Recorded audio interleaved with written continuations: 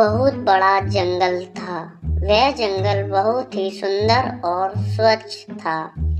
उस जंगल में तरह तरह के पशु पक्षी बड़े आनंद से रहते थे तथा सभी का जीवन बड़ा ही सुखमय था। सभी पशु पक्षी बहुत ही आनंद से रहते थे। जंगल के सभी जानवर हमेशा एक साथ रहते थे। उन जानवरों में एक भालू था। वह भालू बहुत ही नटखट स्वभाव का था। जंगल के सभी जानवर जहाँ भी जाते हमेशा एक साथ ही जाते थे। वह जंगल बहुत शांति प्रिय था। उस जंगल में सभी जानवर शांत वातावरण के थे तथा सभी जानवर शांत स्वभाव के थे। वे एक दूसरे को नुकसान नहीं पहुंचाते थे तथा आराम से अपना जीवन गुजर कर रहे थे। उस जंगल में सभी जानवर बड़े प्रेम से रहते थे तथा एक दूसरे की रक्षा करते थे। जंगल के सभी जानवर एक साथ प्रेम से अपना जीवन व्यतीत कर रहे थे कि अचानक एक दिन उस जंगल में एक भूखा शेर आ गया और वह शेर आकर जोर जोर से दहाड़ने लगा। उसकी आवाज सुनकर जंगल में हाहाकार मच गया। सभी पशु पक्षी उसकी आवाज सुनकर यहाँ वहाँ भागने लगे और शेर भी बहुत भूखा था। वह अपने भोजन की तलाश में जा रहा था। ये शेर की आवाज़ सुनकर सभी जानवर भाग रहे थे और सभी जानवरों के पीछे शेर भाग रहा था। वह अपनी भूख को शांत करने के लिए उन जानवरों के पीछे भाग रहा था और शेर की आवाज़ सुनकर सभी जानवर इधर से उधर भागने लगे। वह जानवर अपने अपने घरों की ओर भाग रहे थे। शेर की आवाज़ सुनकर सभी जानवर डर गए थे। वह सब अपने अपने घरों की ओर जा रहे थे।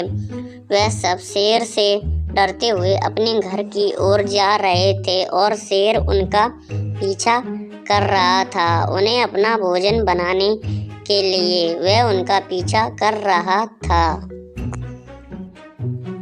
एक दिन सभी जानवर मिलकर एक साथ जाने लगे। वह सभी जानवर एक साथ धीरे धीरे जंगल की ओर बढ़ रहे थे और वह सब एक साथ ही जंगल की ओर जा रहे थे। वह सब धीरे धीरे शेर की गुफा की ओर बढ़ रहे और सभी जानवर धीरे धीरे शेर के पास पहुँचे और शेर के पास पहुँचते ही वह सब बोले कि महाराज, आप जंगल के राजा हैं। हम सबको इस तरह मत मारिए।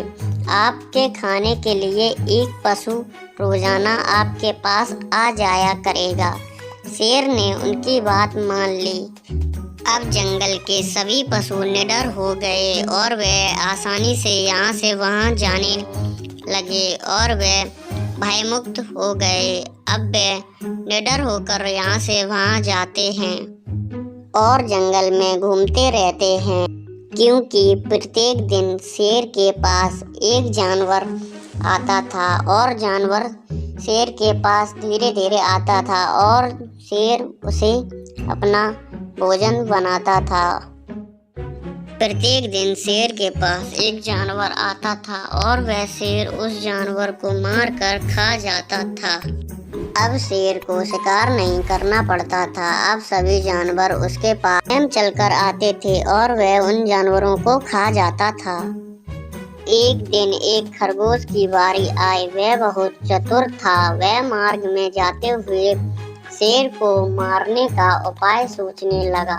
उसने अपनी जान बचाने की एक युक्ति सोची। वह शेर के पास देर से पहुंचा।